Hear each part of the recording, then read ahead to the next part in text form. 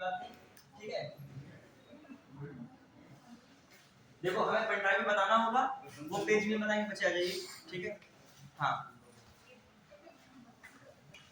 ठीक, चलिए ठीक है। अब तो किसी को नहीं जाना है ना, बहुत जगह से चलेगा। जो ग्रुप आपने पीडीएफ ओपन करेगा कि नहीं तुम लोगों ने? देखिए ओपन हुई कि नहीं, पीडीएफ आई है कि नहीं? हाँ ओपन कर लिए उसको। देखिए उस दिन हम लोगों ने इसका थोड़ा सा देख लीजिएगा, डाउनलोड नहीं हुई है तो अच्छा पहले कुछ चीजें हम पहले डिस्कस करते हैं। इसका राष्ट्रीय वाला आइए तो फिर जो है पहले क्या राष्ट्रीय वाला संस्करण इसका कराते हैं, फिर उसको करते हैं। ठीक है,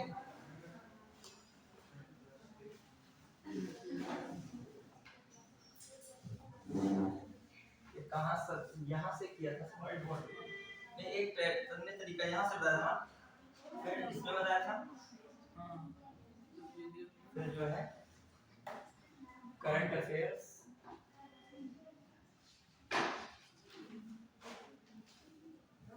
हाँ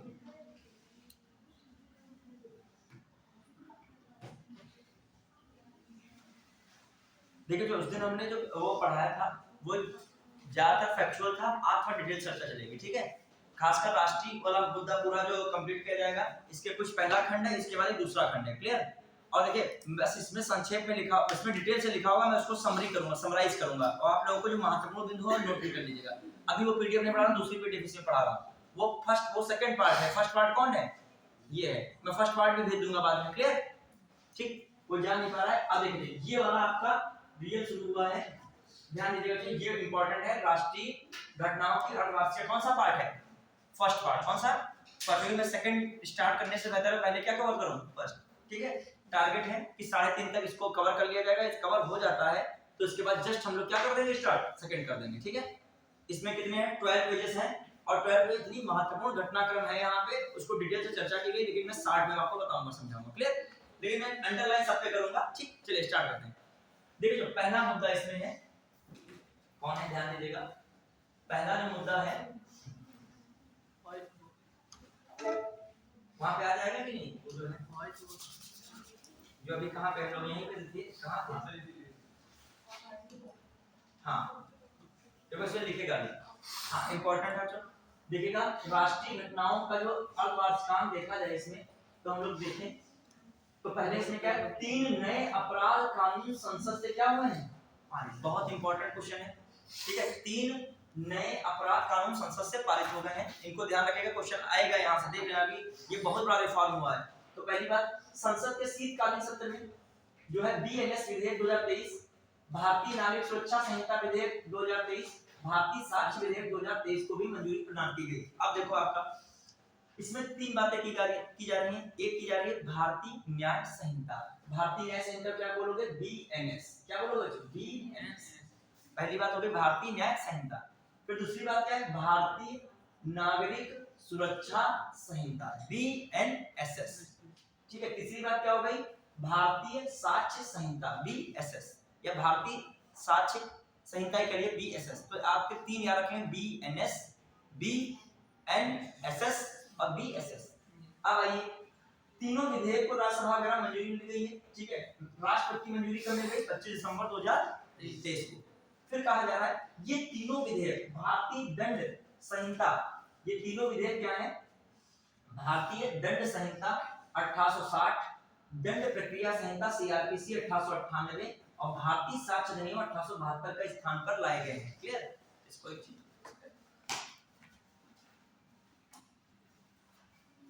ध्यान रखिएगा। ठीक है, हाँ ठीक है, ये तीनों विधेयक। अब इंपॉर्टेंट क्या है? देखिए जो तीनों इंपॉर्टेंट बातें क्या है, ये तीनों विधेयक क्या है? भारतीय दंड संहिता 1860, दंड प्रक्रिया संहिता 1898, भारतीय साक्ष्य अधिनियम 1872। कितना इंपॉर्टेंट, हिस्ट्री से जोड़ देगा आपको। तो 3 अधिनियम है। अब आ गया बच्चों क्या लिखा है, देख लीजिएगा, फिर मैं इसका निष्कर्ष नहीं निकालूंगा। तीनों कानूनों के अस्तित्व में आने के बाद औपनिवेशिक काल के आपराधिक कानून में कई महत्वपूर्ण बदलाव हो गए हैं। अब आतंकवाद और लीचिंग राष्ट्रीय सुरक्षा को खतरे में डालने वाले अपराधों के लिए कड़ी सजा का प्रावधान किया गया है। बच्चों देखिए, गंभीर अपराध में नाबालिग से रेप के दोषी को उम्र कैद या फांसी होगी। पहले रेप की धारा 375 होती थी, 376 होती थी, अब कितनी हो जाएगी? 63 और 69। हत्या की धारा पहले कितनी होती थी? 302 होती थी, अब बच्चों की हो जाएगी 101। गैंगरेप के दोषी को 20 साल तक की सजा, जिंदा रहने तक जेल की सजा होगी। मॉब लिंचिंग में फांसी की सजा क्या होगी? मॉब लिंचिंग में क्या होगी? फांसी की सजा होगी। एक्सीडेंटल मामले में वाहन से किसी के घायल होने पर ड्राइवर अगर पीड़ित को पुलिस स्टेशन अस्पताल ले जाता है तो उसके कम सजा दी जाएगी। हिट एंड रन केस में कितने साल सजा का प्रावधान किया गया? 10 साल। स्नैचिंग के लिए भी कानून नहीं था, बन गया है। से पढ़े आप लाठी मारते हैं तो यदि ब्रेन डेड की मामले स्थिति में है तो दोषी को कितने साल की सजा होगी? 10 साल की। ठीक, अभी मैं इसका निष्कर्ष निकाल रहा हूं, बस आप सुनते जाइएगा। ट्रायल के मामले में किसी व्यक्ति को गिरफ्तार करने पर पुलिस उसके परिवार को जानकारी नहीं देनी होगी। पहले यह जरूरी नहीं था। ठीक, किसी व्यक्ति को गिरफ्तार करने पर पुलिस को उसके परिवार को जानकारी देनी होगी, पहले जरूरी नहीं था। किसी भी केस में 90 दिनों में क्या हुआ इसकी जानकारी पुलिस विक्टिम को देगी। अगर 90 दिनों के भीतर कोर्ट के सामने क्या होता है, पेश नहीं होता है तो उसकी गैर मौजूदगी में भी ट्रायल होगा। फिर देखो, गंभीर मामलों में आधी सजा काटने के बाद रिहाई मिल सकती है। अब ट्रायल कोर्ट का फैसला अधिकतम कितने साल में होगा? 3 साल में होगा। मुकदमा समाप्त होने के बाद जज को 43 दिन में फैसला देना होगा। फैसले के 7 दिन के भीतर सजा सुनानी होगी। दया की याचिका दोषी को दायर कर सकता है। एनजीओ को संस्थान दया याचिका दाखिल करता था। 3 बिलों के संशोधन में 1860 में बने इंडियन पेनल कोड, अब भारतीय न्याय संहिता। 1898 में बने सीआरपी की जगह भारतीय नागरिक सुरक्षा संहिता। 2023 1872 में बने इंडियन एविडेंस कोड की जगह ना भारतीय साक्ष्य संहिता। अब आइए आराम से देखते हैं क्या क्या बातें हैं। अभी थोड़ा सा और देख लीजिए, फिर मैं इससे रिसर्च निकालता हूं। नए संशोधन में कई धाराएं जुड़ी हैं। आईपीसी में अब कितनी धाराएं? 511 धाराएं हैं। कितनी बचेंगी अब? 358 बचेंगी। कितनी नई जोड़ी गई हैं? 20 नई जोड़ी गई हैं। क्लियर? फिर आइए इसी में सीआरपीसी में कितनी धाराएं बचेंगी? 500। ठीक है, कितनी बचेंगी? हाँ, अभी देखो मैं निष्कर्ष बता रहा हूं इसमें जो है। ठीक है, हाँ, अब आइए जो नई जुड़ेगी 14 धाराएं खत्म हुई हैं। अब इसमें नई कितनी धाराएं जुड़ रही हैं? 931 9 केवल 900 और 531 धाराएं बचेंगी। ठीक, अभी मैं बता रहा हूं मैटर क्या है। भारतीय न्याय संहिता बीएनएस में 20 नए अध्याय क्या किए गए हैं? जोड़े गए हैं। ठीक है, भारतीय साक्ष्य अधिनियम के अंतर्गत 170 धाराएं होंगी, 24 धाराएं बदलेंगी, 2 नई धाराएं जोड़ी गई हैं और 6 निरस्त हो गई हैं। अब देखो, इतना आपको टेंशन लेने की जरूरत नहीं। आपसे क्वेश्चन क्या बनेगा इंपॉर्टेंट, देखिए अब यहां से हम लोग आ रहे हैं। देखो मैं करंट पढ़ाऊंगा, डिटेल से अंडरलाइन सब पे करूंगा, लेकिन जो बाद में निष्कर्ष होगा वो 2 मिनट में बताऊंगा। ये आपने डिटेल पूरा पढ़ लिया। बड़े एग्जाम में पढ़ना सब जरूरी होता है। ठीक है, आदत विकसित कीजिए पढ़ने की, लेकिन उससे छाटने की आदत विकसित कीजिए। पूछ क्या सकता है कि हाल ही में 3 नए कानूनों को राष्ट्रपति की मंजूरी 25 दिसंबर 2023 को मिल गई है। अब 3 नए कानून बन गए हैं। उनका नाम क्या है? BNS, BNSS. फिर अगला क्या? बीएसएस। ध्यान रखिएगा बच्चों, कोई आज क्लास में जब तक रहेगी लगातार आप कंटिन्यू रहेंगे और छूट हट जाएगा बहुत चीजें। बच्चों बीएनएस भारतीय न्याय संहिता। ठीक है, इसको किसकी जगह पे लाया गया है? 1860 में जो बना था आईपीसी, इसकी जगह पे लाया गया है। जो आपका क्या? इंडियन पेनल कोड, भारतीय दंड संहिता की जगह पे क्या लाया गया है? क्या लाया गया? 1860 में जो था उसकी जगह क्या गया? भारतीय न्याय संहिता। ये याद रखेगा। ये एक्ट पूछेगा किस एक्ट की जगह बदला स्थानांतरित कर क्या लाया गया है। ठीक है, तो बीएनएस की जगह आया है किसकी का? 1860 का आईपीसी। मतलब अभी तक 1860 की आईपीसी की तहत धाराएं लगती थी। क्लियर? फिर आ जाइए, बीएनएसएस पूछ लेगा तो ये पहले सीआरपीसी चलता था, क्रिमिनल प्रोसीजर कोड। ये बच्चे कब चलता था? 1898 में। इसकी जगह पे क्या लाया गया है? बीएनएसएस, भारतीय नागरिक सुरक्षा संहिता। फुल फॉर्म भी पूछ सकता है, पता? फुल फॉर्म भी पूछ लेगा। इंग्लिश में भी यही रहेगा, हिंदी में भी यही रहेगा, ये भी याद रखेगा। साउथ वाले इसीलिए विवाद हुआ साउथ से इस मैटर में, इस कानून में, कि उन्होंने कहा हिंदी नाम क्यों दे दिया गया, इसको इंग्लिश में भी नाम देना चाहिए था। ठीक है, फिर क्या रहा है? बहुत इंपॉर्टेंट एविडेंस एक्ट आया था। एविडेंस एक्ट आया था 1872 में, उसको बदल के क्या कर दिया गया 2023 में? भारतीय साक्ष्य संहिता 2023 कर दिया गया। समझ पाए कि नहीं? तो आपसे 3 याद रखेगा। क्वेश्चन आ सकता है बीएनएस, बीएनएसएस और बीएसएस। आईपीसी 1860, सीआरपीसी 1898 और कौन सा आपका? Evidence act 1872। यदि आप लोग करंट अफेयर में थोड़ी सी स्पीड नहीं रखोगे तो टारगेट ही पूरा, ये भी जान लीजिए कायदे से। क्योंकि एक होता है टीचर बहुत स्लो पढ़ाए, बहुत आपको आनंद आए और रिजल्ट बाद में ज्यादा ना मिले तो भी टीचर को भी दुख लगेगा, तुमको भी लगेगा। तुमने टाइम वेस्ट किया, या मेरे साथ टाइम बिताओगे तो मैं प्रयास करता हूँ ज्यादा आउटपुट दे सकूं, कि तुमने जो कहीं से भी टाइम अपना निकाला है तो ज्यादा फायदा दिया जाए। थोड़ा सा स्पीड रखेंगे। अब आइए कुछ फायदा, उसमें कुछ चीजें निष्कर्ष के तौर में पूछ सकता है। कहेगा हाल ही में जो ऐसा सेंटेंस बना के पूछेगा, लेकिन आपको यहीं से सारी जानकारी लेनी है। गंभीर मामलों के संबंध में क्या है? यदि मॉब लिंचिंग का है मामला तो उसमें फांसी की सजा का प्रावधान किया गया। क्या क्या किया है? फांसी। यदि गैंगरेप का मैटर है तो 20 साल की सजा, या जब तक जिंदा रहोगे तब तक क्या जेल की सजा होगी। यदि किसी के सर पे लाठी इत्यादि मारी गई है, ब्रेन डेड की स्थिति आ गई तो कितने वर्ष की सजा? 10 वर्ष की सजा। प्लस रेप की धारा 375 76 लगती थी, अब कौन सी लगेगी? 63 और 73। फिर जो एक मैटर पूछा था 302 मर्डर की धारा लगती थी, वो कितने में बदल गई? 101 में। फिर क्या था? हिट एंड रन, मतलब लड़ने के बाद भागना, उस वाले मैटर में यदि आप दोषी पाए तो 10 साल की सजा। समझ रहे हैं कि नहीं?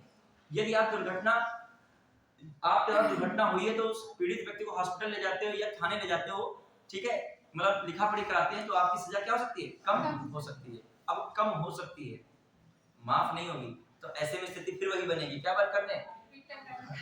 समझ रहे हो? इतना कोई जो है, एक तरफ ऑप्शन है कम होगा, एक और तरफ ऑप्शन है बच निकले तो जीरो होगा।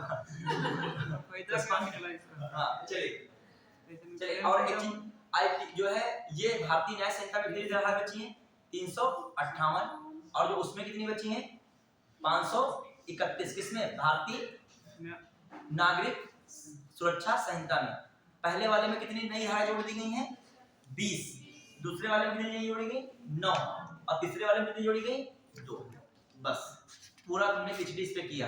और गृह मंत्रालय ने खासकर इस रिफॉर्म में महत्वपूर्ण भूमिका निभाई। किसने? गृह मंत्रालय। आगे बढ़ना है हम लोग। अब तो इसमें बहुत कहानी लिखी है।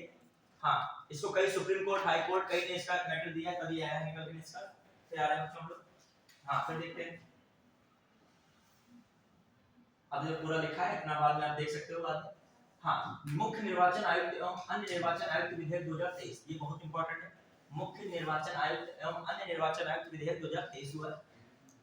संसद के, देखो मैं पूरा जूम के दे रहा हूं, संसद के दोनों सदनों द्वारा मुख्य निर्वाचन आयुक्त एवं अन्य निर्वाचन आयुक्त नियुक्ति, सेवा, शर्तें एवं कार्यकाल, नियुक्ति, सेवा, शर्तें एवं कार्यकाल विधेयक 2023 पारित किया गया। लोकसभा ने इस विधेयक को 31 दिसंबर और राज्यसभा ने इस विधेयक को 12 दिसंबर 2023 को पारित किया था। राष्ट्रपति के हस्ताक्षर के बाद यह कानून के रूप में अस्तित्व में आ जाएगा। कौन सा है? मुख्य निर्वाचन आयुक्त एवं अन्य निर्वाचन आयुक्त विधेयक 2023। ये क्या है? अधिनियम। इस विधेयक में निर्वाचन आयोग, ठीक है, क्या है? अधिनियम 1991 का स्थान लेगा। इंपॉर्टेंट है, किसका स्थान लेगा? निर्वाचन आयोग अधिनियम 1991। फिर आइए, विधेयक में मुख्य निर्वाचन आयुक्त और निर्वाचन आयुक्तों की नियुक्ति वेतन पद से हटाए जाने संबंध जुड़े प्रावधान शामिल किए गए। विधेयक के प्रावधानों के अनुसार मुख्य निर्वाचन आयुक्त और निर्वाचन आयुक्तों की नियुक्ति चयन समिति की सिफारिश के आधार पर राष्ट्रपति करेंगे। इंपॉर्टेंट लाइन तो यही पूछी जाएगी। मुख्य निर्वाचन आयुक्त और निर्वाचन आयुक्तों की नियुक्ति चयन समिति की सिफारिश पर कौन करेगा? अभी आखिर चयन समिति में है कौन शामिल, ये इंपॉर्टेंट है। चयन समिति में प्रधानमंत्री शामिल है, केंद्रीय मंत्रिमंडल के एक क्या है? मंत्री शामिल है, लोकसभा में प्रतिपक्ष के नेता, ये सबसे बड़े दल के नेता शामिल होंगे। तो ये भी ध्यान रखना है कि कौन कौन इसमें शामिल होगा। तो प्रधानमंत्री शामिल होंगे, केंद्रीय मंत्रिमंडल के एक मंत्री शामिल होंगे, और क्या है? लोकसभा में जो विपक्ष के नेता या सबसे बड़े दल के नेता शामिल होंगे। याद रखिएगा इसमें भी। फिर आइए, पहले इस कमेटी की अध्यक्षता कैबिनेट सचिव के पास थी, ठीक है। इस विधेयक मुख्य निर्वाचन आयुक्त और निर्वाचन आयुक्तों की नियुक्ति के बारे में सर्वोच्च न्यायालय के निर्देश के अनुरूप लाया गया। अब देखो इतना रिलैक्स माइंड रखो। मेन आया था मुख्य निर्वाचन आयुक्त एवं अन्य निर्वाचन आयुक्त विधेयक 2023, मंजूरी मिल गई। इसको जो रिफॉर्म किया गया, बदला गया, किससे बदला गया? मुख्य निर्वाचन आयुक्त अधिनियम 1991 से, 1991 से क्या कर दिया गया? इसको चेंज किया गया। इसमें मेन बताया गया है कि मुख्य निर्वाचन आयुक्त और अन्य निर्वाचन आयुक्तों की नियुक्ति कौन करेगा? राष्ट्रपति करेगा, लेकिन एक चयन समिति के सिफारिश के आधार पर। और वो चयन समिति जो होगी वो कौन होगी? ये इंपॉर्टेंट है। चयन समिति कौन होगी? उसमें पीएम रहेंगे, एक केंद्रीय मंत्रिमंडल का क्या रहेगा? मंत्री रहेगा, और लोकसभा में विपक्ष का नेता रहेगा। ये 3 सदस्य जुड़ा रखेगा बस। अब आप बताइए, भारत निर्वाचन आयोग का गठन और भारत निर्वाचन आयोग का निर्देशन, अधीक्षण और नियंत्रण किस आर्टिकल में बच्चों है? 324। सिंपल। किस पार्ट में है भारत निर्वाचन आयोग? आर्टिकल किसमें? 15 में है। आर्टिकल पार्ट किसमें? 15 में है। क्लियर? फिर बच्चों ने बात बताई थी उस समय, निर्वाचन आयोग को कैसे, मुख्य निर्वाचन आयोग को हटाने की बात कैसे होती है? बच्चे, सुप्रीम कोर्ट के न्यायाधीश के समान ही कौन रहा जाता है? भारत का निर्वाचन मुख्य निर्वाचन आयुक्त, भारत का मुख्य निर्वाचन आयुक्त। प्लस कह लीजिए इसको दूसरी तरीके से, भारत का निर्वाचन आयुक्त मतलब राष्ट्र संसद की सलाह पर ही क्या किया सकता है, हटाया सकता है। और संसद की सलाह कैसी रखती है, दोनों सदनों से विशेष बहुमत क्या होना चाहिए, पारित होना चाहिए। दोनों सदनों से क्या पारित होना चाहिए, विशेष बहुमत। क्लियर। तो ये सब मैंने बता दी थी मुख्य निर्वाचन आयुक्त की बातें। फिर जो देखा जाए मुख्य निर्वाचन आयुक्त में क्या, अच्छा अन्य निर्वाचन आयुक्त कैसे हटाया सकता है, अन्य निर्वाचन आयुक्त, ठीक है, अन्य निर्वाचन आयुक्त को कैसे हटाया सकता है, मुख्य निर्वाचन आयुक्त की सलाह पर अन्य निर्वाचन आयुक्त हटा सकता है। कंपनी वाले फोन कर रहे हैं वैसे, अब क्या इस फोन में हम जो है नंबर इसका नहीं, वो दूसरा फोन है, वो तो साइलेंट पे लगा है इसमें, हाँ रिचार्ज कर लो। चलिए पता नहीं है वो कंपनी वाले खाली होंगे, कुछ ना कुछ स्कीम चाहते होंगे, तुम लोगों को भी आता होगा। हाँ क्या मामला, जब से मैंने किसी को नंबर आप नहीं दिए, ऐसा फोन रखे हैं जो मतलब एजुकेशन जुड़ा हुआ कार्य है और उस पर फोन बजने लगे, समझ लो कंपनी ही कर सकती है, आखिर कौन फिर, या फिर रॉन्ग नंबर हो सकता है कहीं का। हाँ आइए फटाक से अगला देखते हैं हम लोग, कहाँ पे थे लोग, मुख्य निर्वाचन आयुक्त और अन्य निर्वाचन आयुक्त कैसे हटाया जाता है। पहले मुख्य निर्वाचन आयुक्त को मुख्य न्यायाधीश या न्यायाधीश के समान हटाया जाता है, सीधी बात, संसद में विशेष बहुमत पारित करने के आधार पर हटाता कौन है, फाइनली राष्ट्रपति। और अन्य निर्वाचन आयुक्त कैसे हटाया जाता है, मुख्य निर्वाचन आयुक्त की सलाह पर सीधे राष्ट्रपति द्वारा। इस समय भारत के मुख्य निर्वाचन आयुक्त कौन चल रहे हैं, राजीव कुमार चल रहे हैं। जो अन्य निर्वाचन आयुक्त कौन चल रहे हैं, अरुण गोयल चल रहे हैं, अनूप चंद्र पांडे चल रहे हैं। तो ये सब चीजें याद रखिएगा, ठीक है। फिर आगे हम लोग बढ़ रहे हैं, क्लियर। अब आगे बढ़ रहे हैं, क्या इंपॉर्टेंट है मुख्य निर्वाचन आयुक्त से संबंधित और बातें बताइए। 325 आर्टिकल क्या कहता है, थोड़ा सा हम पढ़ाई से इधर भी बताएंगे, मतलब करंट से इधर भी, मतलब जो इसका जो परंपरागत टॉपिक है वो भी थोड़ा सा डिस्कस कर लेंगे। बच्चे बताइए आर्टिकल 325 क्या कहता है, जाति धर्म भेदभाव, किसी प्रकार के नस्ली भेदभाव के आधार पर निर्वाचन सूची में किसी का नाम शामिल और किसी का नाम हटाया नहीं जा सकता है। आर्टिकल 325 कहता है 325। फिर मैंने बताया था बहुत इंपॉर्टेंट निर्वाचन का 326 क्या बताया था बच्चों बताइए, लोकसभा और विधानसभा चुनाव में वयस्क मताधिकार की बात किसमें आती है, 326 में आती है कि नहीं आती। फिर 327 में क्या बताया था, राज्य के निर्वाचन में क्या किसको उपबंध करने की जो है शक्ति है, संसद। तो ये सब याद रखें, तो कब याद रखेंगे आप, ये सब क्वेश्चन पूछे जाएंगे, खासकर 324, 325, 326 ये तीन तो बहुत ही महत्वपूर्ण है, ठीक है। फिर आइए भारत निर्वाचन आयोग किन किन का इलेक्शन कराता है, राष्ट्रपति, उपराष्ट्रपति, पहले बता दीजिए, ऐसे उल्टा पुल्टा क्या होता है, राष्ट्रपति बताओ फिर क्या बताओ, उपराष्ट्रपति, हाँ फिर लोकसभा, वेरी गुड, फिर विधानसभा, और विधानसभा हो गया, विधान परिषद नहीं होगा, विधान परिषद भी है, ठीक है। और राज्यसभा भी है, सिंपल है। राज्यों के विधानमंडल का भी चुनाव कराएगा, ठीक है। राज्यों के विधानमंडल में क्या शामिल है, विधानसभा, विधान परिषद, मतलब राज्यों के विधानमंडल में देखा जाए दो हैं, 6 स्टेट ऐसे हैं जहां पे विधान परिषद है, अन्य में विधान परिषद नहीं है। तो कौन से 6 स्टेट ऐसे जिनमें विधान परिषद है,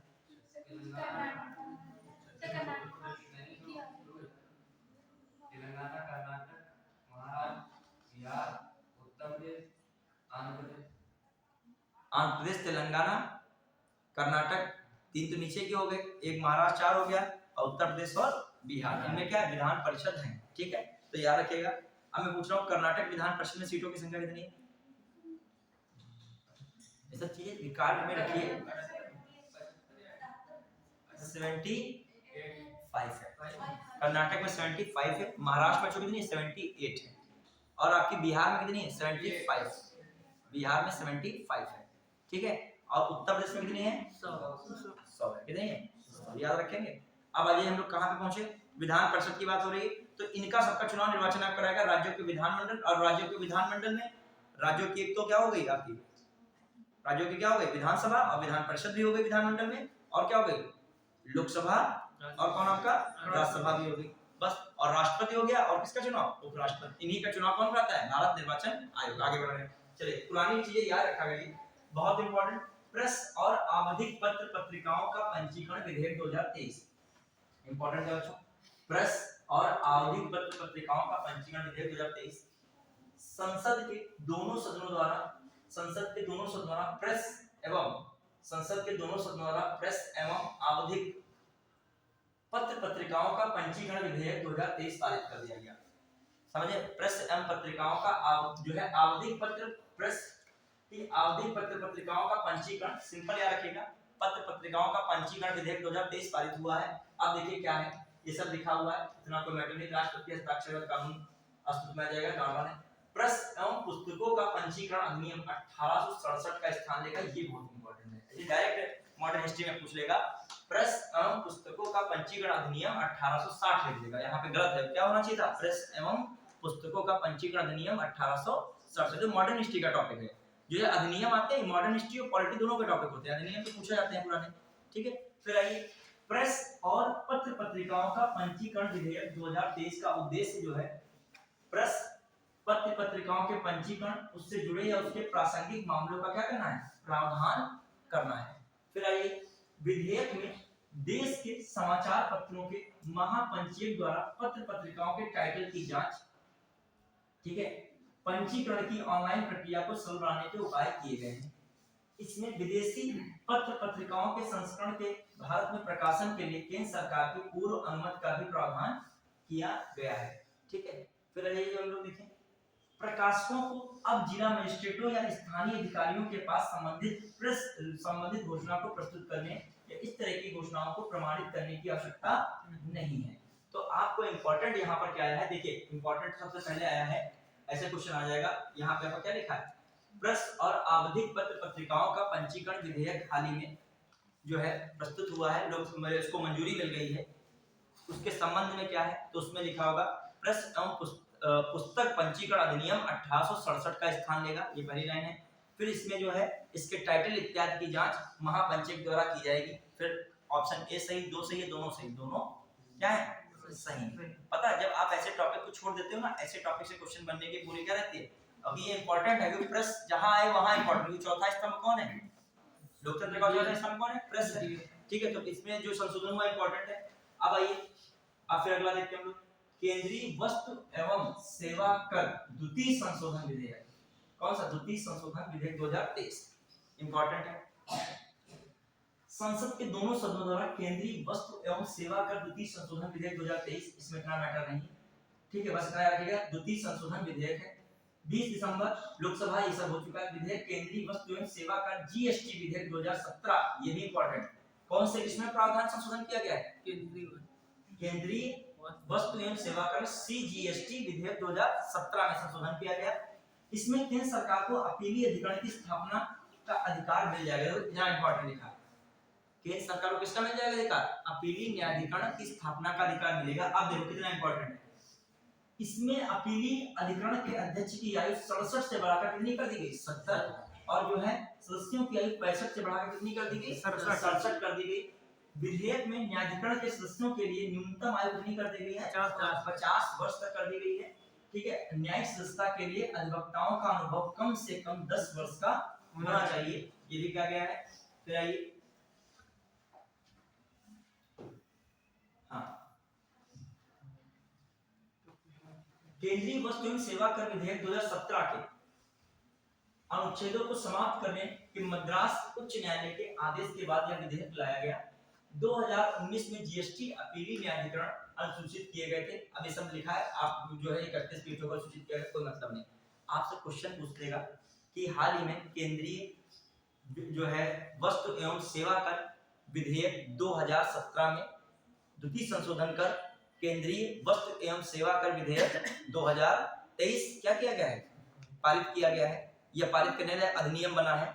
तो आपसे सीधे सीधे लिख देगा, केंद्रीय वस्तु एवं सेवा कर द्वितीय संशोधन विधेयक 2023 से आप क्या समझते हैं, या इसके संबंध में क्या संशोधन किया गया है। नंबर 1 लाइन लिखी होगी, इसमें केंद्र सरकार को अपीलीय न्यायाधिकरण जो स्थापित करने का अधिकार मिलेगा। लाइन बताइए सही है गलत है, सही है, अभी तो लिखा था केंद्र सरकार को अपीलीय न्यायाधिकरण की स्थापना करने का अधिकार मिलेगा। अच्छा, आप में यही क्वेश्चन आएगा, पीसीएस के लेवल में थोड़ी वन लाइनर आएगा, आपने क्या लिखा होगा, इससे संबंधित सेंटेंस लिखे होंगे, तो ये बात सही है कि नहीं। फिर कहा जाएगा, सुनिएगा ध्यान से गौर से, फिर कह रहा है न्याय जो अपीलीय न्यायाधिकरण के अध्यक्ष की आयु 65 से बढ़ाकर 70 वर्ष कर दी गई है। गलत मैं बोल रहा हूँ, कितनी की गई है, 67 से बढ़ाकर 70 की गई है, ठीक है, यही बात समझनी है। फिर कहेगा इसके अन्य सदस्यों की आयु 65 से बढ़ाकर 67 वर्ष कर दी गई है। सही है गलत, सही है। इसमें जो न्यायिक सदस्य होंगे उनकी मिनिमम आयु 50 वर्ष निर्धारित की गई है, सही है। फिर कहेगा इसकी न्यायिक सदस्यता में जो अधिवक्ता को 10 वर्ष का अनुभव प्राप्त होना आवश्यक किया गया है, क्या है, सही है। बस आपका जीएसटी संशोधन वाला जो आया था वो हो गया, क्लियर। या एक और लाइन देगा, ये जीएसटी जो विधेयक के जीएसटी अधिनियम 2017 में इसमें क्या किया गया, बदलाव किया गया है, बिल्कुल ये भी बात क्या है, सही है। समझ पाए कि नहीं?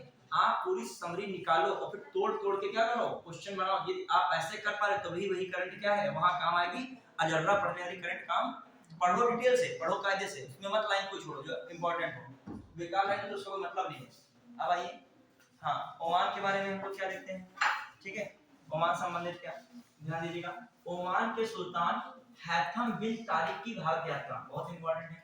ओमान के बहुत इंपॉर्टेंट है, क्वेश्चन आएगा अभी खाड़ी देश के कौन से जो है सुल्तान जो है भारत की यात्रा पर रहे हैं, हैथम बिन तारिक, वहां याद नहीं आएगा।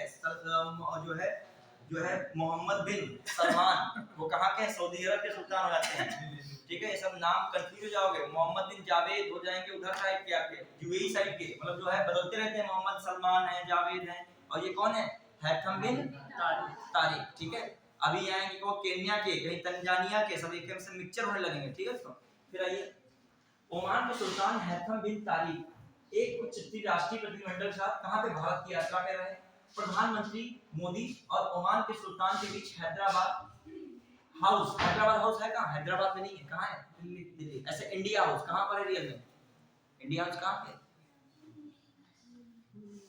इंडिया हाउस लंदन में, कहाँ पे, याद कीजिए, इंडिया हाउस में 1905 में श्याम जी कृष्ण वर्मा ने किसकी स्थापना की थी, इंडियन होम रूल लीग की स्थापना की थी, याद आया। वही इंडिया हाउस में आगे चल के वीडी सावरकर ने जो है 1857 का प्रथम स्वतंत्रता संग्राम नामक पुस्तक लिखी थी। जो वीडी सावरकर की पुस्तक है 1857 का प्रथम स्वतंत्रता संग्राम, यहाँ नहीं लिखी गई है, कहाँ लिखी गई है, लंदन में, ठीक है। वहां से जो है यहाँ पर नासिक षड्यंत्र हो गया था। नासिक षड्यंत्र केस में किसको, नासिक षड्यंत्र क्या था, अनंत कांडे ने, अनंत लक्ष्मण कांडे ने, जो उस समय नासिक के जो मेन जज न्यायाधीश थे उसमें जैक्सन, उनकी गोली मार के क्या कर दी थी, हत्या कर दी थी। तो उनके पकड़ा गया किसको, अनंत कांडे को, लेकिन अनंत कांडे पता चला किसके शिष्य निकले थे, किसके शिष्य निकले थे, वीडी सावरकर। अब गुरुजी भी शामिल है, गुरुजी को भी पकड़ के लाया गया। अनंत कांडे को तो फांसी दे दी गई, गुरुजी को क्या दिया गया, आजीवन कारावास। शिष्य बिना गोली गुरुजी के मार ही नहीं पाएगा। क्रांतिकारी आंदोलन, ठीक है, इसमें क्रांतिकारी आंदोलन, क्योंकि वीडी सावरकर जो अभिनव भारत संगठन से जुड़े थे कि नहीं थे। आपका क्वेश्चन आएगा, अभिनव भारत की स्थापना किसने की, किसने की थी, कब की थी, कहाँ की थी, 1904 में की थी, कहाँ की थी, नासिक में की थी, याद रखिएगा। वीडी सावरकर का संगठन जुड़ा रखिएगा। तो महाराष्ट्र के जो कुछ सुनिएगा, महाराष्ट्र में सबसे पहले क्रांतिकारी संगठन हो रहा है, सबसे पहले क्रांतिकारी घटनाएं हो रही है। बंगाल से पहले कहाँ पे हो रही है, महाराष्ट्र में हो रही है। महाराष्ट्र के कुछ ग्रुप्स इंपॉर्टेंट है, व्यायाम मंडल बहुत इंपॉर्टेंट, 1899 में बना था, पूना में बना था, वीडी सावरकर ने बनाया था। फिर दूसरा कौन इंपॉर्टेंट आ गया था, अभिनव भारत 1905 में बना, 1904 में बना था, वीडी सावरकर ने बनाया था। और 1897 में बहुत बड़ी घटना महाराष्ट्र में हुई थी। रेंडे और एस्ट प्लेग समिति के, मेन रेंडे प्लेग समिति के क्या थे, अध्यक्ष थे, और वो कार्य अच्छा कर नहीं रहे थे। और जो है ये गवर्नर लेफ्टिनेंट थे कौन, एस्ट, ये लोग कोई अच्छा कार्य नहीं करते, लोग मर रहे थे भारतीय लोग। तो आक्रोशित होकर चापेकर ने पहले तो दुहाई वही की, सही आप कार्य कीजिए, दुहाई की, नहीं मान रहे तो ऐसे क्रांतिकारी लोग दुहाई ज्यादा कर पाते हैं क्या, उनका बाल मारता है, फिर तुम सामने रहोगे या वो रहेंगे सामने, दो ही में से एक रहेगा। तो क्या जो है चापेकर बंधुओं ने किसी गोली मार कर हत्या कर दी, रेंडे और एस्ट की। तो ये भी घटना कब हुई महाराष्ट्र में, 1897। उससे पहले भी महाराष्ट्र में घटना होती क्रांतिकारी, 1879 में रामोसी कृषक जत्था, बलवंत वासुदेव फड़के ने अंग्रेजों के विरुद्ध क्या किया था, संघर्ष किया। तो महाराष्ट्र तो याद रखेगा 1879, 1897, 1899 और 1904। तो ये सब चीजें आप कब, मतलब ये सब पूछिए किसी चीजें, ठीक है। आइए, तो भारत की यात्रा करें, हैदराबाद हाउस, पता चला यही में से क्वेश्चन बन जाए। इतनी मैं बात यहाँ पे करा हूँ ना, पता नहीं चलेगा, इसी में से पीछे से सामने क्वेश्चन रखा होगा, व्यायाम मंडल या रखा हुआ क्वेश्चन पता चला अभिनव भारत, पता चला क्या मतलब जो है आप इमेजिन कर रहे हो। लड़का पढ़ के गया इंडिया हाउस कहाँ है, जान ही नहीं पाया, तुरंत इंडिया हाउस टिक लगा, सरने से बात बात में बताया था, लंदन में श्याम जी कृष्ण वर्मा ने 1905 में इंडियन होम रूल लीग की सोसाइटी की क्या की थी, स्थापना। देखो इस समय तो एग्जाम हॉल में ये है जहां से अमृत बरस रहा हो ज्ञान का, ठीक है, वहां से तुरंत कानों में क्या करो, वो पहुंचाओ और दिमाग में उतारो, ठीक है। हाँ, ये क्या है मामला, अब देखो हैदराबाद हाउस में से बातचीत हो रही, 10 अलग अलग क्षेत्रों में मिलकर काम करने पर सहमति बनी है, ठीक है। सिंपल है, 4 एमओयू पर हस्ताक्षर में 4 मेन समझौते हुए हैं। 4 देखा जाए कौन है, याद रखेगा। भारतीय सांस्कृतिक संबंध परिषद और ओमान के डोफर विश्वविद्यालय ने भारतीय अध्ययन हिंदी भाषा के आईसीसीआर चेयर की स्थापना पर एमओयू पर हस्ताक्षर किए हैं, ठीक है। अब क्या समझे, भारतीय संस्कृति संबंध परिषद है, डोफरा विश्वविद्यालय ने सामान्य अध्ययन हिंदी भाषा के लिए जो भारतीय संस्कृति संबंध चेयर है, इसकी स्थापना के लिए क्या किया, दोनों ने साइन किया। आप घबराओ नहीं, तरह लफड़ा है इसमें लग रहा होगा, ठीक है। हाँ सिंपल है, कहेगा जो है भारतीय संस्कृत संबंध परिषद और डोफरा विश्वविद्यालय द्वारा हाल ही में हिंदी भाषी जो है भारतीय संस्कृत संबंध परिषद की चेयर स्थापित करने का समझौता भारत ने किस देश के साथ किया है, तो याद लगाइए किससे लगा दिया है। इतना बवाल पढ़ने पे एक निष्कर्ष एक ही निकलना है, कौन है, ओमान है, ठीक है। चलो समझ पाए कि बस सिंपल है, हिंदी भाषी चेयर, बस इतना याद रखो, नहीं याद रखो, ठीक है। फिर आइए रक्षा, साथ ही इलेक्ट्रॉनिक और सूचना प्रौद्योगिकी मंत्रालय भारत सरकार ओमान के परिवहन संचार सूचना प्रौद्योगिकी मंत्रालय ने सूचना और प्रौद्योगिकी क्षेत्र में समझौता किया। किस क्षेत्र में, दूसरा क्या है, सूचना और प्रौद्योगिकी।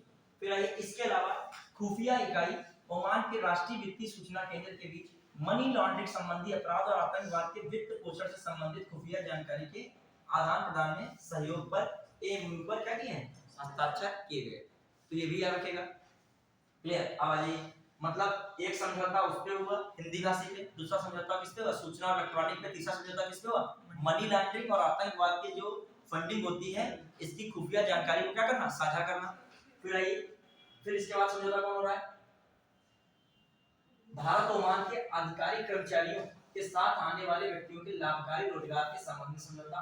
व्यापार और वाणिज्यिक संबंधों के संदर्भ में दोनों देशों के बीच द्विपक्षीय व्यापार 22-23 में गिरा रहा था, $12.5 अरब का रहा था, जो पिछले कुछ वर्षों से दोगुना हुआ है। इस अवसर पर भारत ओमान ने आधिकारिक साझेदारी और मजबूत करते संयुक्त निवेश कोष की तीसरी किस्त की घोषणा की है, ठीक है।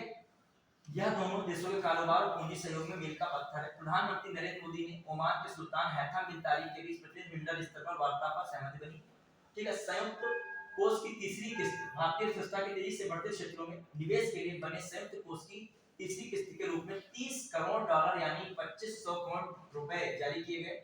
इस कोष को भारतीय स्टेट बैंक और ओमान निवेश प्राधिकरण के बीच 50-50% के संयुक्त उद्यम से स्थापित किया गया है। पिछली 2 किस्तों में $10 करोड़ और $20 करोड़ की थी। अब आइए भारत ओमान के बीच यूपीआई के प्रयोग का विचार किया जा रहा है। विदेश सचिव विनय क्वात्रा ने कहा दोनों देशों में रुपए में कारोबार की संभावना। अब आपका नॉर्मल क्वेश्चन क्या बन रहा है, सिंपल, भारत ओमान रिलेशन क्या है। पहले तो भारत में जो है ओमान के कौन सुल्तान आए, हैथम बिन तारिक। इंडिया हाउस में मोदी ने गर्मजोशी से उनका स्वागत किया, मुलाकात की। भारत और ओमान के बीच 4 एमओयू पे हस्ताक्षर हुए। पहला क्या था, भारतीय संस्कृति संबंध परिषद और डोफरा विश्वविद्यालय क्या करेगा, हिंदी भाषी भारतीय संस्कृति संबंध परिषद चेयर की स्थापना। दूसरी बात क्या इंपॉर्टेंट, इलेक्ट्रॉनिक और सूचना प्रौद्योगिकी में क्या होगा, ये रिलेशन रहेगा। तीसरी बात क्या इंपॉर्टेंट बताइए इसमें, बहुत इंपॉर्टेंट, क्या बताइए, जो मनी लॉन्ड्रिंग है और आतंकवाद में वित्त पोषण संबंधित जो खुफिया जानकारी होगा उसका आदान प्रदान होगा। चौथा क्या है, जो आधिकारिक कर्मचारी जाते हैं उनके साथ, जो आधिकारिक जो लोग होते हैं उनके साथ जो भी कर्मचारी होता है, ये जो भी व्यक्ति होते हैं उनके लिए रोजगार की वहां व्यवस्था की जाए। इतना इंपॉर्टेंट पॉइंट नहीं है। फिर सबसे इंपॉर्टेंट पॉइंट है संयुक्त निवेश कोष की हाल ही में भारत ने किस देश के साथ साझा में तीसरी किस्त जारी की है, तो कौन सा देश है, ओमान। संयुक्त निवेश कोष किसके बीच का मामला है, भारत और ओमान, ये याद रखेगा। फिर विदेश मंत्री अपने वहां कौन है, विदेश सचिव कौन है, विनय क्वात्रा, ये भी नाम याद रखेगा। विदेश सचिव कौन चल रहे हैं, विनय क्वात्रा ने कहा भारत और ओमान के बीच में रुपए में व्यापार होने की क्या है, संभावना है। बस आपको कुछ नहीं पढ़ना था। अब क्वेश्चन आ गया, भारत ओमान के संबंध में भारत हाल ही में सुल्तान हैथम बिन तारिक भारत यात्रा पे रहे, इस संबंध में क्या कथन सही है। पहला लिखा, भारत और ओमान के बीच 2022-23 के बीच $12.5 अरब का व्यापार हुआ, सही है कि नहीं, लिखा था 12.5 अरब, पढ़े नहीं थे भी, पहले क्या है, सही है। फिर दूसरा लिखा, भारत और ओमान के बीच 4 एमओयू पर हस्ताक्षर हुए। फिर लिखा, भारत ओमान के बीच 4 एमओयू पे हस्ताक्षर में हिंदी भाषा के संबंध में सामान्य अध्ययन हेतु हिंदी भाषी भारतीय संबंध परिषद चेयर की स्थापना की बात की गई। फिर आया भारत और ओमान के बीच संयुक्त निवेश कोष की तीसरी किस्त जारी हुई है। क्या है, सभी सेंटेंस सही है कि नहीं? अब वही बच्चा कर पाएगा जिसने भारत और ओमान के संबंध को कायदे से पढ़ा हो। चलिए आगे देखो, जब तक आप अपने हिसाब से नहीं पढ़ोगे इसको तोड़ मरोड़ के क्वेश्चन बना के, तब तक वो चीजें, जब कठिन क्वेश्चन सही नहीं कर पाओगे। भारत की पहली 6 लेन स्टील, देखो स्लैग आधारित सड़क निर्माण लिखेगा। एंड देखो आप पढ़ते आएगा, मैं फिर बाद में निष्कर्ष निकालूंगा बहुत कायदे से।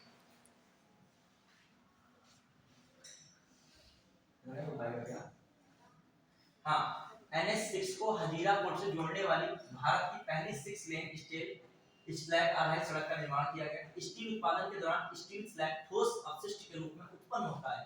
प्रति टन स्टील उत्पादन पर लगभग 180 से 200 किलोग्राम स्टील स्लैग बनता है। आप पढ़ते जाइएगा, बुक की भी आदत डला रहा हूँ आपको, दोनों तरीके से आदत डला रहा हूँ। बुक की भी आदत आपकी आ रही है, जल्दी से पढ़नी है और उससे कैसे चीजें निकाल के क्वेश्चन के रूप में बनाना है। ठीक है,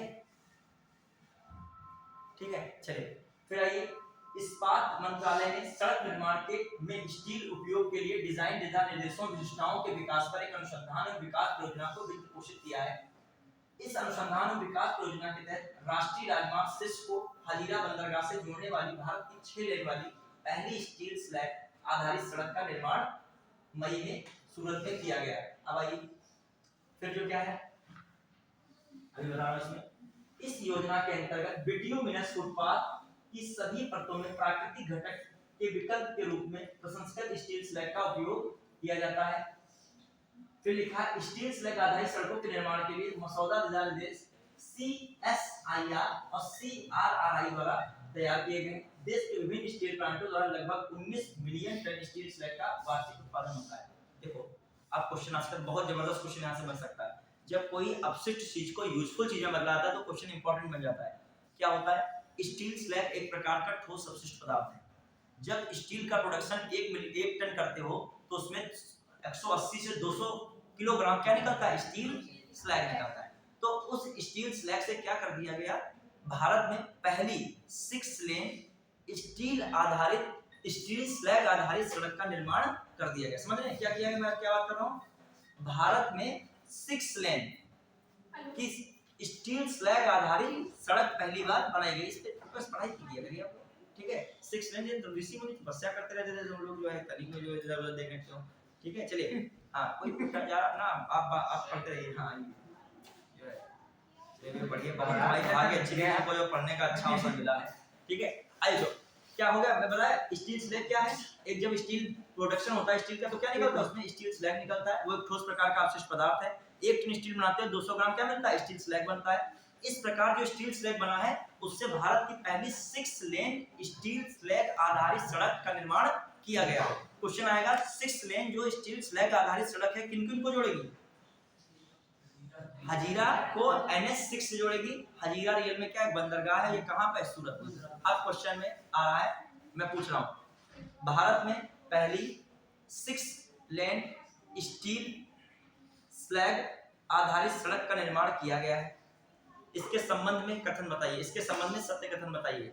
पहला कथन में लिखा, भारत में प्रति वर्ष 19 मिलियन टन स्टील स्लैग का उत्पादन होता है। स्टील स्लैग उत्पादित होती है कि नहीं, लास्ट में लाइन लिखी थी। फिर दूसरा सेंटेंस बोला, स्टील स्लैग स्टील के प्रोडक्शन में एक निकला हुआ ठोस अपशिष्ट पदार्थ होता है, ठीक है। फिर मैंने बोला ये जो 6 लेन हजीरा को NH6 से, हजीरा बंदरगाह को NH6 से जोड़ेगी। सही, 1 2 3 1 2 3 केवल 2 कौन सा हो जाएगा, 1 2 3 समझ पाए कि नहीं, तीनों क्या है, पहला 19 मिलियन टन प्रतिवर्ष, दूसरा हजीरा एक पोर्ट जोड़ेगी, और तीसरा मैंने क्या बताया है, स्टील स्लैग क्या होता है, एक ठोस अपशिष्ट पदार्थ जब स्टील का प्रोडक्शन होता है। क्लियर। आइए अगला, भारत के 5 राज्यों में विधानसभा चुनाव के बाद नई सरकार गठन। मैं पहले पढ़ता चला जाऊंगा और फिर बाद में इसमें से निष्कर्ष निकालूंगा। निष्कर्ष में पहले बताऊं 3 चीजें मैं याद रखना आपको जरूरी है, पढ़ो तो 3 चीजें याद रखेगा। पहला, राज्य के मुख्यमंत्री कौन बने हैं। दूसरा, राज्य की विधानसभा सीटें कितनी हैं, और राज्य के राज्यपाल कौन है। सीधा मतलब पहला तो आप सीटें कितनी हैं, फिर मुख्यमंत्री कौन बने हैं, उनको शपथ दिलाने वाले राज्यपाल कौन है। और यदि आपका दिमाग तेज चलता तो उप मुख्यमंत्री भी आप याद कर सकते हैं। क्लियर? चलिए अब पढ़ते हैं। देश के 5 राज्यों राजस्थान, मध्य प्रदेश, छत्तीसगढ़, तेलंगाना, मिजोरम अक्टूबर 2023 तक विभिन्न चरणों में चुनाव का परिणाम हुआ है, जारी हुआ। इन चुनाव परिणामों में जहां कांग्रेस तेलंगाना में विधानसभा चुनाव जीतने में सफल रही, वहीं भाजपा राजस्थान, मध्य प्रदेश, छत्तीसगढ़ में पूर्ण बहुमत साथ विजयी हुई। ठीक है, मैं पढ़ता रहा। मिजोरम में आंदोलन में उपजी जेडीपीएम को बहुमत मिला। जेडीपीएम याद रखिएगा दिमाग में, ये पार्टी है। और यहाँ पर भाजपा याद रखिएगा राजस्थान, मध्य प्रदेश और छत्तीसगढ़ में है। और यहाँ पर जीती है कौन? तेलंगाना में कौन याद रखिएगा? कांग्रेस। ठीक है, फिर राजस्थान में बीजेपी ने पूर्ण बहुमत हासिल किया है। कुल कितने सीटों पर चुनाव लड़ा गया था? 199, लेकिन रियल में कितनी है सीटें? 200 है। फिर भारत आदिवासी पार्टी को 3 सीटें मिली हैं, सीधे लिखा हुआ है। बहुजन समाज पार्टी की राजस्थान में 2 सीटें जीती है। एक सीटें जो है लोकदल और राष्ट्रीय लोकतांत्रिक पार्टी ने जीता है। मध्य प्रदेश में सत्तारूढ़ भाजपा ने 230 सीट में 130 सीट 163 पर जीत बहुमत की है, कोई इतना मतलब नहीं। पूर्व मुख्यमंत्री शिवराज सिंह चौहान मधुबनी विधानसभा सीट से चुनाव जीतने में सफल रहे। फिर आइए राजस्थान में कुल कितने, छत्तीसगढ़ में कुल कितनी विधानसभा सीटें हैं? 90 सीटों पर चुनाव हुआ है। और इसमें कौन जीता है? भारतीय जनता पार्टी ही जीती है। फिर आइए हम लोग आगे देखते हैं। अभी मुख्यमंत्री की बात नहीं हुई है, बस तो सीट की बात हो रही है। तेलंगाना की कुल कितनी सीटें हैं? 119 सीटें हैं। कौन जीता है? कांग्रेस। मिजोरम में पूर्व आईपीएस अधिकारी लाल दुहोमा की पार्टी जेडीपीएम ने क्या किया? विधानसभा में 40 सीटों में 27 पर जीत दर्ज की। ठीक है, रेवंत रेड्डी तेलंगाना के क्या बने हैं? नए मुख्यमंत्री बने हैं। और ये क्या थे? ये जो है ये क्या है? तेलंगाना के नए मुख्यमंत्री बन गए हैं। इनको वैसे शपथ किसने दिलाई है ये देखेंगे। ठीक है, हाँ अब देखिए, रेवंत रेड्डी मंत्री के पद और गोपनीयता की शपथ दिलाई। और उप मुख्यमंत्री कौन बने? भट्टी विक्रमार्क बने। ठीक है, और इनको शपथ किसने दिलाई है? राज्यपाल टी सौंदरराजन। ठीक है, फिर आगे हम लोग पढ़ रहे हैं। रेवंत रेड्डी की बात हो गई। चंद्रशेखर राव का प्रदेश के दूसरे मुख्यमंत्री हैं। ठीक है, फिर आगे लाइए। डॉक्टर मोहन यादव मध्य प्रदेश के नए मुख्यमंत्री बने। मध्य प्रदेश विधानसभा चुनाव में पूर्ण बहुमत के बाद डॉक्टर मोहन यादव को 13 दिसंबर 2023 को राज्य के 19वें मुख्यमंत्री, कोई मतलब नहीं, अब इंपॉर्टेंट है, उन्हें राज्यपाल मंगू भाई पटेल ने भोपाल में 2 मुख्यमंत्रियों के साथ शपथ दिलाई है। तो 2 मुख्यमंत्री वहां पे कौन है? जगदीश देवड़ा बने हैं और राजेंद्र शुक्ला बने। ये भी याद रखिएगा, जगदीश देवड़ा और राजेंद्र शुक्ला। फिर आइए, जो विधानसभा अध्यक्ष कौन बने हैं? नरेंद्र सिंह तोमर बने। आप बस कलेक्ट करते जाइएगा, लास्ट में पूरा वही निष्कर्ष निकालूंगा अभी पढ़ाते हुए। ठीक है, फिर आइए, मोहन यादव 2013 में पहली बार क्या उज्जैन दक्षिण से विधायक चुने गए थे। फिर आइए, ये सब हो गया।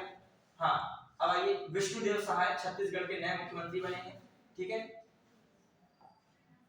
फिर आइए, ये खत्म करके हमको अगली सीट पे भी आना है। ठीक है, और ये इनको राज्यपाल की शपथ किसने दिलाई है? विष्णुभूषण हरिचंदन ने। ठीक दिलाई। अब आइए, कौन 2 वहां पे मुख्यमंत्री बने? विजय शर्मा और अरुण साहू। ये भी देख लेगा, बाद में पूरा देखिएगा। अब ये पूर्व मुख्यमंत्री रमन सिंह कहां है? छत्तीसगढ़ विधानसभा के क्या बन गए हैं? अध्यक्ष बने।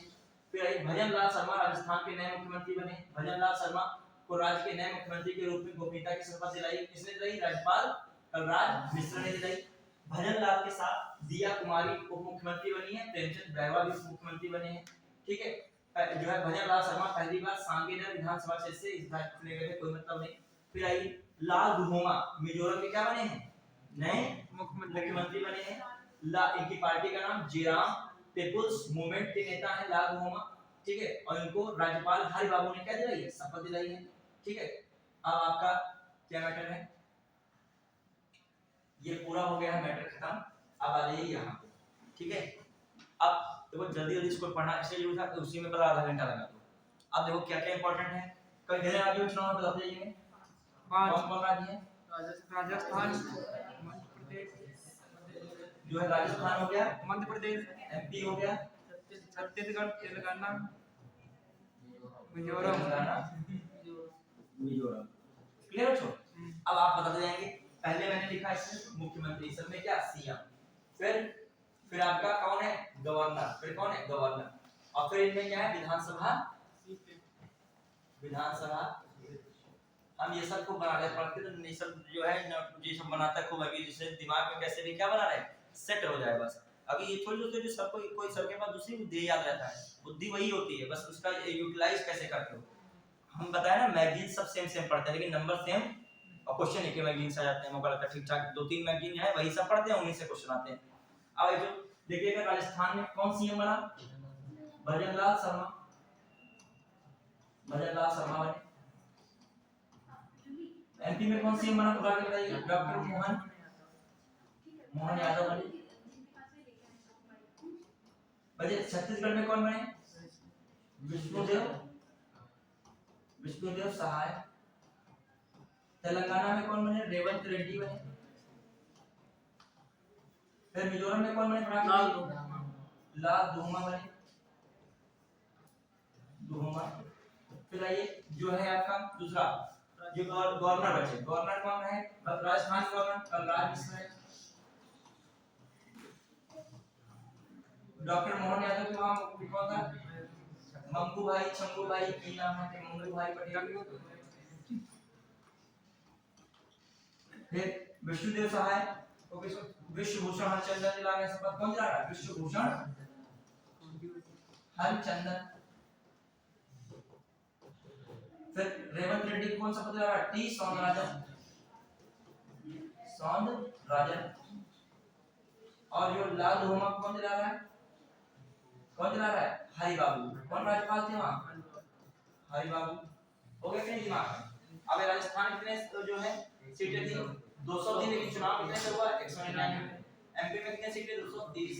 और छत्तीसगढ़ में कितनी? 90। और तेलंगाना में कितनी? 119। और आपका मिजोरम में कितनी? 40। क्लियर?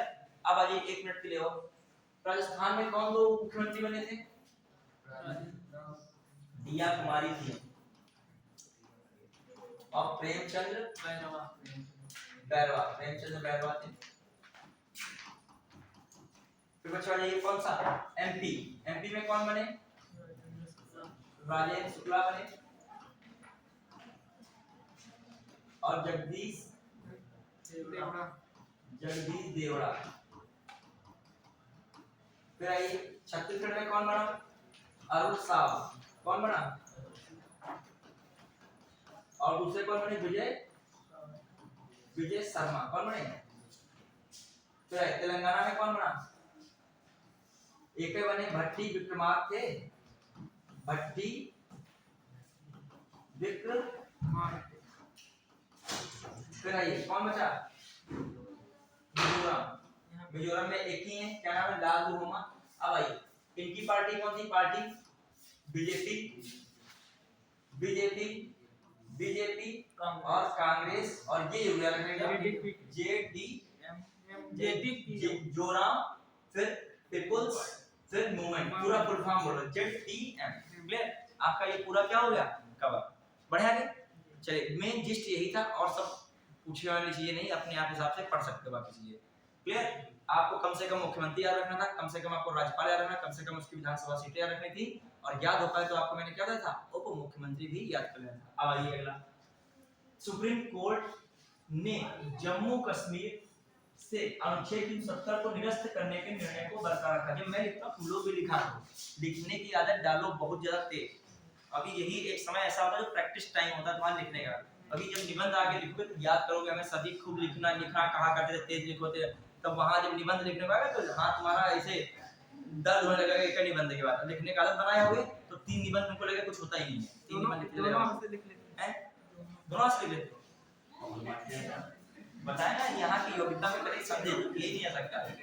मतलब योग्यता नहीं है, परम योग्यता का भी लोगों का जो है बिल्कुल वो बनता है। मतलब तुम तो वो एक पिक्चर आई थी रेंचो और ऐसे से लिखा हाँ चलिए। लेकिन लिखने के लिए आना भी जरूरी होता है। लिखो क्या हम कहते हैं जब विधानसभा के बारे में लिखो 4 लाइनें तो विधानसभा ये होती है, विधानसभा में दीवारें होती हैं। तुम लोगों में दूसरा गुण भी विद्यमान रहता है नेतृत्व का। बस नेता वाला ऐसा गुण रहता है कि अकेले नेता बन रहते हो। नेता का लोकप्रियता भी होनी चाहिए। नेता का मतलब क्या होता है? नेता कभी बनता नहीं, हमेशा मैंने बताया। आप लोगों को टॉफी वगैरह खिलाया रात में आगे के आइए सर वहां पर खाना चल रहा है। आइए हां तो तुम लोग भोजन जो करना कर सकते हो स्टूडेंट हो लोग। हां अभी अपना घर बनाने में टाइम लग जाएगा। 2 पूरी खा लिया, अपना ज्यादा तक पढ़ लिया और यहाँ से रिजल्ट अच्छा ले आया विदे के लिए, अपना नाम रोशन कर दिया विदे का भी। ठीक है आइए हाँ लेकिन पढ़ना भी है पूरी खा के, एंजॉय नहीं करना।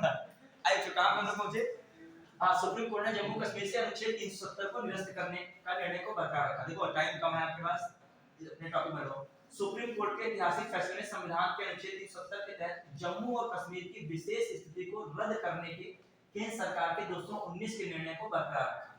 तो जम्मू कश्मीर के बच्चों विशेष स्थिति को क्या कर दिया था? रद्द कर दिया था। यही इसको क्या रखा है? बरकरार रखा है। इस जो है जो निर्णय है सुप्रीम कोर्ट का इसमें, ठीक है। फिर आइए, लेकिन अब देखो यहाँ पे है ऐसा लोचा ऐसा नहीं, बिल्कुल क्लियर चीज है। भारत के मुख्य न्यायाधीश डीवाई चंद्रचूड़ कौन से नंबर के हैं? 50 में। अगुवाई वाली संविधान पीठ द्वारा दिए गए फैसले में प्रमुख संवैधानिक सवालों को संबोधित किया गया, महत्वपूर्ण निष्कर्षों की रूपरेखा तैयार की गई। देखिएगा क्या इंपॉर्टेंट है। सुप्रीम कोर्ट ने 370 के तहत जम्मू कश्मीर की विशेष स्थिति को रद्द करने के केंद्र सरकार के फैसले को स्वीकार किया और इस बात पर जोर दिया कि राज्य की कोई आंतरिक संप्रभुता नहीं है। डिसीजन में एक बात आई कि राज्य की कोई भी आंतरिक संप्रभुता नहीं है, और दूसरी बात जो केंद्र सरकार ने जम्मू कश्मीर के विशेष प्रावधान के दर्जे को रद्द किया था उसको क्या ठहराया भी? जय ठहराया। दो बातों पे बात आई है भी। फिर आता है हम लोग तीसरी बात पे।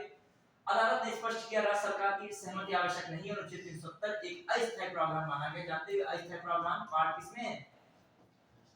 किसमें दिया है? 21 में। न्यायालय ने संविधान आदेश 272 के माध्यम से अनुच्छेद 367 के संशोधन को संबोधित करते हुए कहा कि किए गए परिवर्तन अनुच्छेद 370 के दायरे से बाहर थे, ठीक है। हालांकि इस निष्कर्ष ने समग्र निर्णय को प्रभावित नहीं किया क्योंकि जम्मू कश्मीर संविधान सभा की सिफारिश को राष्ट्रपति द्वारा घोषित करने के लिए अनावश्यक माना गया था। अनुच्छेद 370 निष्क्रिय। माननीय सुप्रीम कोर्ट के निर्णय ने रेखांकित किया कि भारत संघ में शामिल होने पर जम्मू कश्मीर ने संप्रभुता का कोई तत्व बरकरार नहीं रखा। संवैधानिक व्यवस्था में संकेत दिया कि जम्मू कश्मीर भारत का अभिन्न अंग बन गया है। कहने का मतलब जैसे ही जम्मू कश्मीर भारत ये जो संप्रभुता विशेष संप्रभुता इनकी समाप्त की गई तो इनकी कोई अब अलग संप्रभुता नहीं है, भारत का क्या बन गया है? एक अभिन्न अंग बन गया है। फिर आइए, संप्रभुता नहीं तो बात है ये। फिर आइए अगला क्या कह रहा है, देखिए फिर क्या है।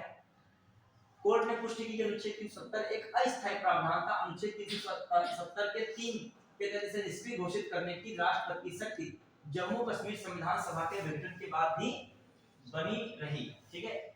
हाँ, फिर आइए, फिर संविधान सभा की सिफारिश से राष्ट्रपति के बाध्यकारी नहीं है। न्यायालय ने माना कि संविधान के सभी प्रावधानों को जम्मू कश्मीर में लागू करने के लिए अनुच्छेद 370 के 1D के तहत राष्ट्रपति की शक्ति प्रयोग के लिए राज्य सरकार की सहमति की आवश्यकता नहीं है। देखो कितना इंपॉर्टेंट, आर्टिकल 370 का 1 का कौन सा है? डी। क्या कह रहा है कि संविधान के सभी प्रावधान को राष्ट्रपति वहां लागू कर सकता है, उसके लिए जम्मू कश्मीर राज्य की सरकार की सहमति की आवश्यकता नहीं है। ये बात है क्लियर। मतलब जानते हो कोई भी जो है जहां पे सीधा कंट्रोल किसका जाए? राष्ट्रपति का आ जाए, तो वहां पर उस सरकार की कोई सहमति की बात नहीं रहती है। फिर एक परामर्श सहयोग का सिद्धांत अनिवार्य था, राष्ट्रपति की कार्रवाई वैध मानी जाती है। फिर अगला क्या बात है, जम्मू कश्मीर फिर आश्वासन में विचार करते हुए कि जम्मू कश्मीर का राज्य का दर्जा बहाल किया जाएगा। जम्मू कश्मीर पुनर्गठन अधिनियम 2019 की वैधता पर सवाल देना जरूरी नहीं समझा, ठीक है। केंद्र शासित प्रदेश के रूप में लद्दाख के पुनर्गठन को बरकरार रखा गया है। न्यायमूर्ति एसके कौल ने 1980 के दशक से जम्मू कश्मीर में मानवाधिकारों के उल्लंघन की जांच करने और सुलह उपायों का प्रस्ताव देने के लिए सच्चाई और सुलह समिति की स्थापना की सिफारिश की। मतलब 1980 के दशक से जम्मू कश्मीर में मानवाधिकारों के उल्लंघन की जांच करने और सुलह उपायों का प्रस्ताव, ठीक है, देने के लिए एक सच्चाई और सुलह समिति की स्थापना की सिफारिश की है। हालांकि इसमें शामिल मुद्दों की संवेदनशीलता को देखते हुए इस समिति के गठन के तरीका सरकार पर क्या किया गया है? छोड़ दिया गया है। फिर आइए, कोर्ट ने चुनाव आयोग को 30 सितंबर 2024 तक जम्मू कश्मीर विधानसभा चुनाव कराने का क्या दिया है? निर्देश दिया है, और जल्द से जल्द जम्मू कश्मीर राज्य का दर्जा बहाल करने पर क्या दिया है? जोर दिया। फिर आइए, भारत के मुख्य न्यायमूर्ति डीवाई चंद्रचूड़ की अध्यक्षता में गठित इस संविधान पीठ में शामिल अन्य न्यायाधीश थे न्यायमूर्ति एसके कौल, संजीव खन्ना, बी.आर. गवई और न्यायमूर्ति सूर्यकांत। देखो अब क्या निष्कर्ष निकला है, देखिए आपसे पूछ सकता है, हाल ही में सुप्रीम कोर्ट द्वारा केंद्र सरकार के जम्मू कश्मीर राज्य को विशेष दर्जा वाले कानून को विशेष दर्जा वाले प्रावधान को समाप्त करने के निर्णय को जायज ठहराया है। ये बात क्या है? सही है। फिर दूसरी बात क्या निकल के आई है, किस चीज से उसने जो है प्रश्न देना उचित नहीं समझा है? जम्मू कश्मीर पुनर्गठन अधिनियम 2019 में कोई उसने फैसला या कोई उसमें कोई बात नहीं की ये जायज है नाजायज है।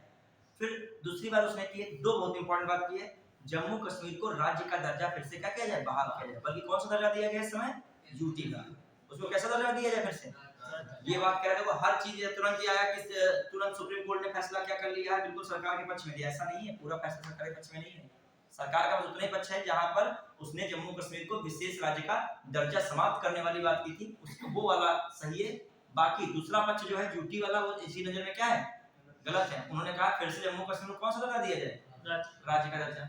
फिर दूसरी एक और बात क्या है कि 30 सितंबर तक का दर्जा ही नहीं देना है, वहां पर विधानसभा चुनाव भी कराना है, तो ये भी बात इंपॉर्टेंट है। तो दो बातें निष्कर्ष निकल के। फिर सच्चाई और सुलह समिति बनाए जाने की बात कर रहे हैं कौन, कॉल जो है, जो न्यायाधीश कौन है, कॉल जो कौन आपका एसके कॉल कह रहे हैं 1980 के दशक से वहां पर मानवाधिकारों का उल्लंघन हो रहा है, इसकी जांच इत्यादि हो, किसकी समिति इसकी जांच करे, सच्चाई और सुलह समिति। क्वेश्चन आ जाएगा। अभी हाल ही में जो 370 पर सुप्रीम कोर्ट का फैसला आया है उसमें सच्चाई और सुलह समिति की बात की गई है। क्या है ऐसे, तो क्या है, एसके न्यायाधीश जो है यह संवैधानिक पीठ में शामिल न्यायाधीश एसके कौल द्वारा 1980 के दशक से जम्मू कश्मीर में मानवाधिकारों के उल्लंघन की जांच करने के लिए एक समिति बनाने की बात रखी गई है। तो ये बात क्या है, सही है। सच्चाई और सुलह समिति किससे संबंधित है, जम्मू कश्मीर के मैटर संबंधित है। क्लियर, तो बस यही आपका मेन निष्कर्ष था। एक और इंपॉर्टेंट, जिस संविधान पीठ बनी इसके सदस्यों को पूछ सकता है, तो संविधान पीठ के अध्यक्ष कौन है, डीवाई चंद्रचूड़, अदर कौन है, एसके कौल है, ठीक है, बीआर गवई है, संजीव खन्ना है और सूर्यकांत। ये नाम आपको और याद रखने हैं, बस ये इंपॉर्टेंट मैटर है, ठीक है। और जानते हो अस्थायी उपबंध जो है भारतीय संविधान में किस पार्ट में दिए गए, 21 में। केवल ऐसा जम्मू कश्मीर नहीं है, अन्य राज्यों को भी विशेष उपबंध जो है विशेष प्रावधान दिया गया है। इस आर्टिकल किस पार्ट में, 21 में। तो मैंने एक दिन बताया था 371 में अन्य को भी मिला है, 371 में किसको मिला है विशेष उपबंध, महाराष्ट्र और गुजरात, महाराष्ट्र और गुजरात। फिर 371 भूल भाग गए हो तुम लोग, नागालैंड याद आया, 371 बी में किसको मिलाया जाता है विशेष का, असम, भूल गए, बिल्कुल साफ कर दिए मामला, नीट एंड क्लीन कर दिया बिल्कुल दिमाग से। तेलंगाना और हैदराबाद, मतलब जो है आपका कौन, आंध्र प्रदेश। 371 कौन, 371 ई जो है आंध्र प्रदेश का विश्वविद्यालय की बात की गई। 371 एफ किसकी बात हुई है, सिक्किम की। और 371 क्या, जी ई एफ जी, जी में मिजोरम की बात हुई थी। 371 एच की किसमें है, अरुणाचल प्रदेश में। कौन है, अरुणाचल प्रदेश में। 371 जी एच आई में कौन है, गोवा है। याद आया, सब भूल गए। ये सब किसमें दिए हैं विशेष उपबंध या विशेष जो है राज्य चीजें दी गई हैं इनको, इन राज्यों को किस आर्टिकल के अंतर्गत, विशेष उपबंध 371 में। मिलान आता है अक्सर क्वेश्चन, और पिछले बार एपीएस में ऐसे मिलान 240 का है, तो मिलान याद रखिएगा। सब आपसे ऐसे देगा कहेगा कौन से राज्य किससे संबंधित हैं, विशेष उपबंध है, तो मिला ही नहीं पाओगे, ये पता नहीं होगा कहां है ABCDEFGH ढूंढोगे उसमें। ये लगा दो कि जो मनाएगा धुआं धार लगाओगे, बिना डराए हुए पेपर सॉल्व नहीं लगेगा उसी समय।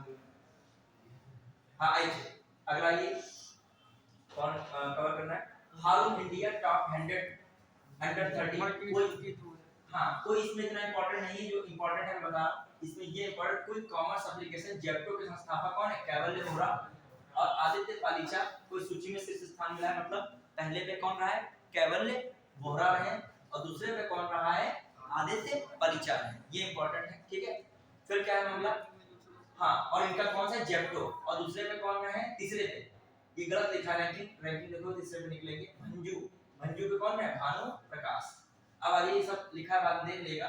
इंपॉर्टेंट यहाँ पर कौन है, देवांशी केजरीवाल, वर्ष 30 वर्ष से कम उम्र की हरून टॉप 100 में सबसे कम उम्र की क्या रही है, महिला रही है। ये स्टार्टअप से इन्होंने चलाया था, तो उस आधार पे 30 वर्ष से कम उम्र के जो सबसे बड़े स्टार्टअप चलाने वाले लोग हैं, तो केवल्य वोहरा क्या नंबर आया, फर्स्ट आया है। सेकंड पे कौन नंबर आया है, कौन नंबर उसमें था बताइए, आदित्य, क्या नाम था,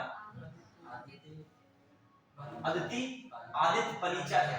और महिला में सबसे कम उम्र कौन है, देवांशी केजरीवाल। याद रखेगा, ये लिखा है हारून की, कौन है, केवल वोहरा फर्स्ट है, सेकंड पे आदित्य पलीचा है, और उनका नाम इसमें लड़की का हालांकि नहीं है देवांशी, लेकिन लड़कियों में फर्स्ट नंबर पे कौन है, ठीक है, ठीक है, याद रखिएगा जेप्टो अदर रहता है फर्स्ट नंबर पे। आइए हाँ, अच्छा अगला देखें, पढ़ेंगे, फिर आइए बहुत इंपॉर्टेंट करते जा रहे हैं हम लोग।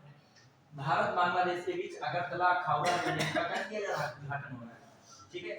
फिर भारत के प्रधानमंत्री नरेंद्र मोदी और बांग्लादेश के प्रधानमंत्री शेख हसीना ने त्रिपुरा और बांग्लादेश के बीच एक नए रेल लिंक का उद्घाटन किया। बहुत इंपॉर्टेंट आ सकता है, कहेगा जो है हाल ही में भारत के अगरतला से बांग्लादेश के किस क्षेत्र में एक नए रेल लिंक का निर्माण किया जा रहा है, तो वहां कई सारे नाम दिए, तो अखाउड़ा लगाओगे, कौन लगाओगे, अखाउड़ा, ठीक है।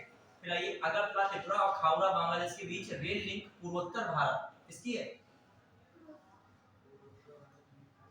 ठीक है, हाँ, जो है रेल मार्ग से त्रिपुरा से कोलकाता के बीच, ये सब जाना नहीं पड़ेगा, आगे देखिए काम कीजिए। ये कितने बनेगी लंबाई की, ये भी याद रखिएगा 12.24 किलोमीटर। जैसे पूछ लेता है बोगीबील ब्रिज किस पर बना हुआ है, भूपेंद्र हजारिका ब्रिज किस पर बना हुआ है, अभी ये क्वेश्चन जल्दी आया था, ये सब उसकी लंबाई वह पूछ लेता है। हाँ तो बताइए जो है भूपेंद्र हजारिका ब्रिज किस पे बना हुआ है, लोहित नदी पे, और बोगीबील ब्रिज किस पे बना हुआ है,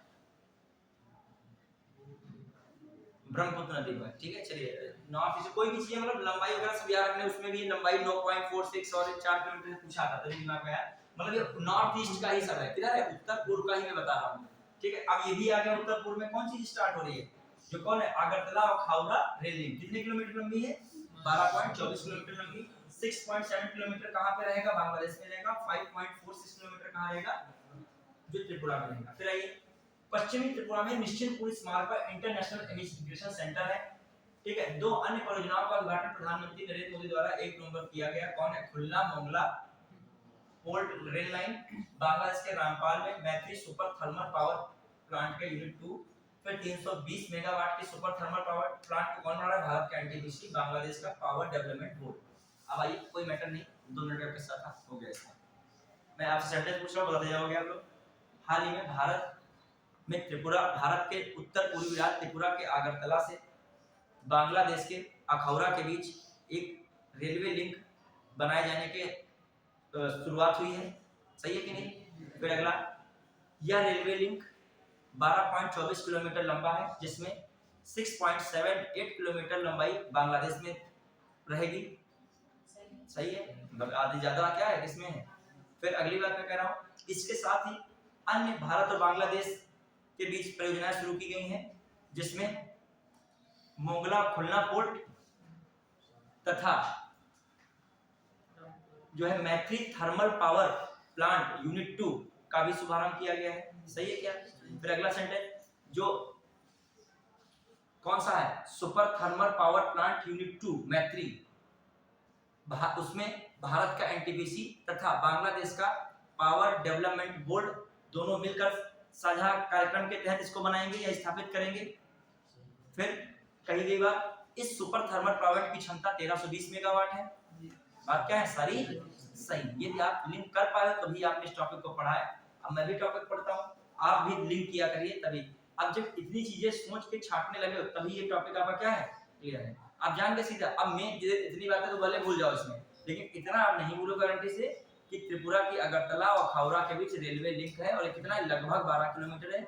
ये भी रहेगा खुलना और मोंगला पोर्ट वाली भी योजना किससे संबंधित है, भारत बांग्लादेश, और मैत्री नाम की कोई भी योजना हमने पढ़ी थी कुछ सुपर थर्मल पावर प्लांट वाली, किसके बीच है, भारत और नेपाल, नहीं टिक लगाओगे वहां पे, ठीक है। फिर आइए, भारत मालदीव से अपने सैन्य कर्मियों को बुलाने के लिए सहमत हो गया, ये सब लिखा है। भारत मानवीय कार्यों पर काम करने के लिए मालदीव में तैनात 75 भारतीय सैन्य कर्मियों को वापस बुलाने के मालदीव की नई सरकार के अनुरोध पर सहमत हो गया है। वहां के राष्ट्रपति याद रखेगा कौन है, मोहम्मद मुइजू है। दुबई में COP 28 में मोदी से मिले थे, सब बताया था कि ये सब हम करने जा रहे हैं, आप सपोर्ट कीजिए। भारत ने मालदीव को 2010 और 13 में 2 हेलीकॉप्टर दिए, 2020 में एक छोटा विमान उपहार में दिया था। तो भारत ऐसा नहीं अपने पड़ोसियों में सहयोग करता है, 2010 में 13 में क्या दिया था, हेलीकॉप्टर दिए, 2020 में 20 में एक छोटा जो है भारत विमान उपहार में दिया। इन विमानों का प्रयोग राहत और बचाव कार्यों, चिकित्सा आपात में होता है, ठीक है। फिर आइए, साल 2021 में मालदीव के सुरक्षा बलों ने कहा इन हेलीकॉप्टर विमानों को संचालित करने के लिए 75 भारतीय सैनिक मालदीव में मौजूद हैं।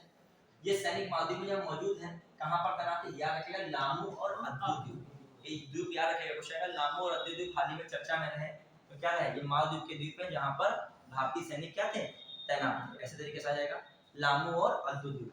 फिर वर्तमान में डोनियर 228 समुद्री गश्ती विमान, याद रखिएगा क्वेश्चन आता है डोनियर 228 किस प्रकार का है, समुद्री गश्ती विमान है। और HAL हेलीकॉप्टर का लगभग 75 भारतीय सैनिक मालदीव में क्या है, तैनात है। मालदीव के राष्ट्रपति मोहम्मद मुजीब